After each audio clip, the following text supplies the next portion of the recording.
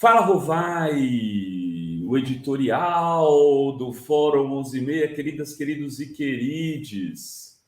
Um mês de muitos feriados, todo mundo aí, né, saindo quinta, sexta, não sei o que, tal. Agora vai ter mais um, agora que é o feriado que é de luta, o Dia dos Trabalhadores. Mas eu vou falar então sobre um trabalhador aqui, um operário da política, né? O Capelli. O Capelli é aquele personagem, né, que entrou no governo como um assessor e está se tornando um protagonista. E eu fico muito feliz, porque conheço o Capelli e acompanho sua trajetória há muitos e muitos anos, e ele é um cara disciplinado, sério, que cumpre papéis, já foi liderança, protagonista principal, foi presidente da Uni, mas não aceitou o desafio de se tornar assessor, de trabalhar com pessoas como o Flávio Dino, digamos assim, sem estar na berlinda, sem ser deputado, sem se candidatar, sem nada, mas cumprindo tarefas importantes para consolidações de projetos democráticos. E o Capelli, quando o Lula assume, de repente, no dia 8 de janeiro, está ali, secretário executivo do Ministério da Justiça, um secretário que é um cara da política.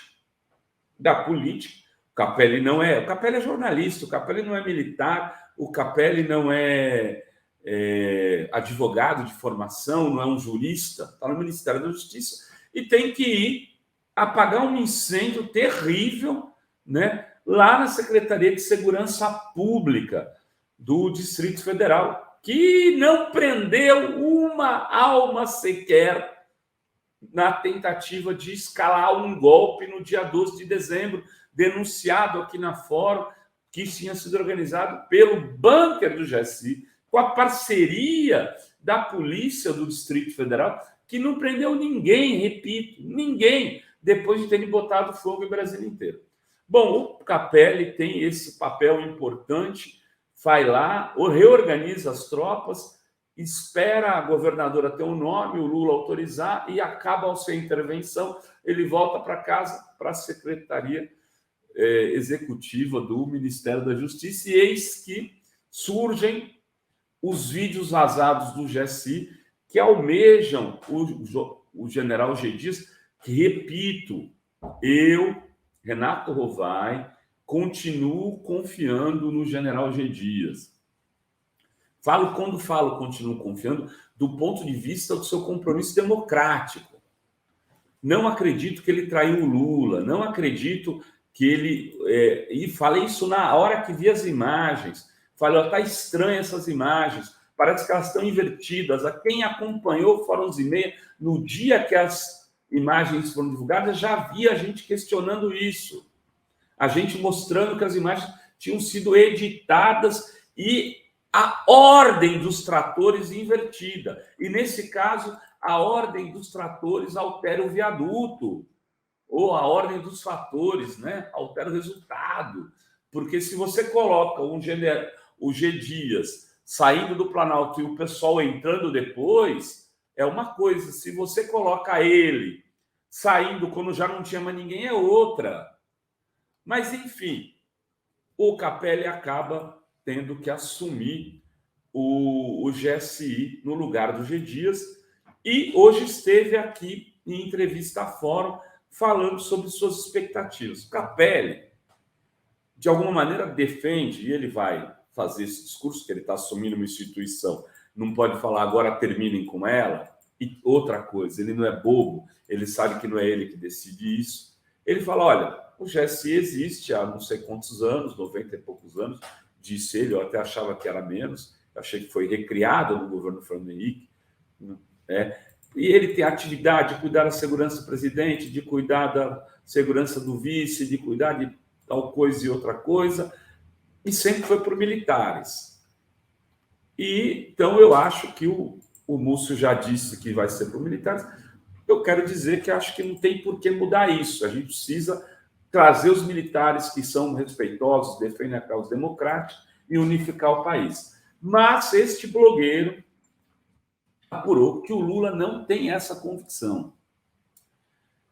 Não será dito que o GSI vai acabar agora, mas é possível que a intervenção do Capelli signifique não só um desaparelhamento do GSI por parte de militares golpistas, porque o GSI estava aparelhado por militares golpistas, e nós demos matéria tratando disso aqui na Fórum, matérias do Henrique Rodrigues, mas, ao mesmo tempo, pelo enfraquecimento e a diminuição das atribuições do GSI para que, se não o Lula, outro governo democrático possa acabar com o GSI ou reinventá-lo completamente. O Lula estaria ouvindo pessoas que defendem a extinção do GSI e que aí fosse atribuído à Polícia Federal, aos civis, ao comando civil e não ao comando militar, esta segurança, inclusive, do presidente da República. Isso está em debate, não está sendo dito, mas está sendo discutido. Há muita gente no PT que defende isso. Genuíno tem defendido isso. Breno Altman tem defendido isso. Há deputados que estão tomando cuidado para falar, mas que têm avaliado para o Lula que esse é um dos caminhos que ele deveria tomar em relação às Forças Armadas. Tirar das Forças Armadas a inteligência também, porque uma das atribuições da GSI é fazer a inteligência do governo, é controlar, é saber se está tendo investigação, verificar se tem alguém tramando contra o governo. Só que quem estava tramando eram eles mesmos. E o Lula não se sente seguro nesse papel. Mas o Lula mandou o Múcio dizer que está tudo bem? Não é bem assim. Quem conhece o Lula sabe como funciona. O Múcio deve ter falado: presidente, precisamos falar isso. Se você acha importante, fala, Múcio. Não foi o Lula que disse que não vai acabar com o GSI. Foi o Múcio. Então, sim, está em debate, e isso será... E aqui, nós outros, aqui desta Fórum, este blogueiro aqui neste Fala Rovai, defende que sim, a inteligência, a GSI pode seguir para outras coisas, mas a inteligência não pode mais ficar restrita do governo aos militares. Ela precisa, no mínimo, ser compartilhada, e eu diria que ela deveria sair dos militares, porque eles não se mostraram de confiança, eles não se mostraram comprometidos com a democracia, eles se mostraram um partido político, agindo para defender interesses de um setor, de um segmento da política, que é a extrema-direita do país. Eles fizeram um golpe contra Dilma em 2016, eles ajudaram a construir o caminho para prender o Lula, fazendo declarações naquele momento gravíssimas, né?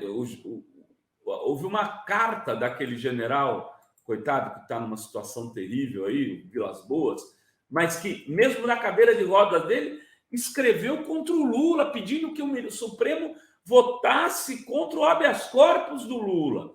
Eles foram fundamentais para que o Lula fosse preso injustamente por 580 dias. Lula, será que esquece disso?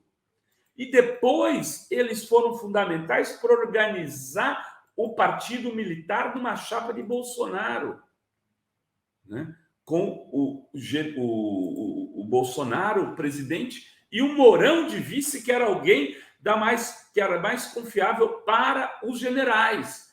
O Bolsonaro falava com a tropa e o Mourão era o cara dos generais. Organizaram uma chapa militar, ganharam a eleição e tentaram acabar com a democracia durante 4 anos. Esses militares são de confiança? Evidentemente, nem Lula, nem Capelli, nem Dino, nem ninguém vai falar isso como eu estou falando. Eles têm obrigações para com as instituições. Seria uma crise terrível, mas é preciso ser dito. Esses caras não assumiram compromisso com as tradições da democracia brasileira. E por isso não podem ser considerados de confiança. E por isso não podem controlar a inteligência de um país, de um governo. É preciso mudar isso. O GSI precisa, se não ser encerrado, desprovido de boa parte de suas atribuições. E Lula está, sim, discutindo isso. Essa era a informação principal que nós tínhamos que trazer aqui para você no dia de hoje. Muito obrigado pela audiência. Beijos, beijos e beijas a todas, todos e todas. Oi, gente. Vocês sabiam que a Fórum foi a primeira a noticiar que teve gente do Exército dentro do Palácio do Planalto ajudando os vândalos do 8 de janeiro a fugir?